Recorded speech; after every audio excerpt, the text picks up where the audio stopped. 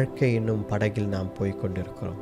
ஆண்டவர் இயேசு கிறிஸ்து நம் படகில் இருக்கிறார் என்பதற்காக அதனால் நிறைய பேர் என்ன பண்ணுறோம் அப்படின்னா மிஸ்இன்டர்பிரட் பண்ணி ஆண்டவர் தான் என் படகில் இருக்கிறாருன்னு சொல்லி விசுவாசம் இல்லாத வாழ்க்கையை வாழ்கிறோம். If Jesus Christ is in your boat, still you need faith.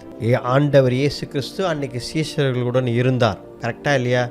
ஆனாலும் அவர்களுக்கு விசுவாசம் தேவைப்பட்டது. விசுவாசம் இல்லாததால் தான் ஆண்டவர் எழுந்து ஏன் பயப்படுகிறீர்கள், உங்களுக்கு இன்னும் விசுவாசம் இல்லையான்னு கேட்குறார்.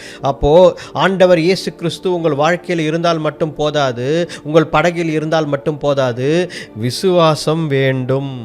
ஆண்டவர் மேல் விசுவாசம் இல்லாதவர்கள் நம்ம எல்லாரும் பாதியிலே விழுந்து விடுவோம். ஏனென்றால் கர்த்தர் மேல் விசுவாசம் இல்லை, விசுவாச பயணம் நமக்கு இல்லை. சோதனைகள் போராட்டங்கள் அதிகமாக இருந்தால் நாம் விழுந்து விடுவோம். ஆனால் விசுவாச வாழ்க்கை அவசியம். அதனால் தான் ஆண்டவர் சொல்கிறார், விசுவாசம் எங்கே என்று கேட்கிறார். அதை தவிர இன்னொரு காரியம், எதன் மேல் விசுவாசம் வைக்க வேண்டும், எதன் மேல் விசுவாசம் வைக்க வேண்டும் என்றால் ஆண்டவர் யாராக இருக்கிறார் அப்படின்னு விசுவாசிக்கணும். என்ன?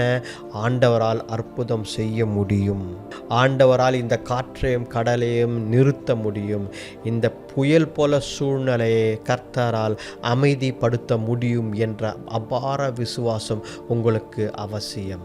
இன்றைக்கு ஆண்டவர் உங்களை பார்த்து கேட்கிறார், உங்கள் வாழ்க்கையில் இருக்கும் பிரச்சனைகள், போராட்டங்கள், இதை சந்திப்பதற்காக, இதன் மத்தியில் நடப்பதற்காக, இந்த சூழ்நிலையில் கர்த்தர் உங்களை வழி நடத்துவதற்காக உங்களுக்கு விசுவாசம் இருக்கிறதா?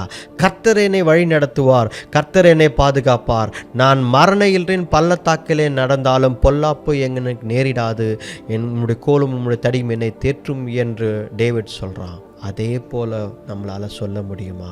விசுவாசத்துடன் கர்த்தரை நான் நம்புகிறேன், அவர் என்னை காப்பாற்றுவார், அவர் என்ன செய்கிறார் என்பதை நான் விசுவாசிக்கவில்லை, அவர் யாராய் இருக்கிறார் என்பதால் நான் விசுவாசிக்கிறேன். அவர் கடவுள், அவர் தேவகுமாரன், அதனால் நான் அவரை விசுவாசிக்கிறேன் என்று நீங்கள் வாழ வேண்டும்.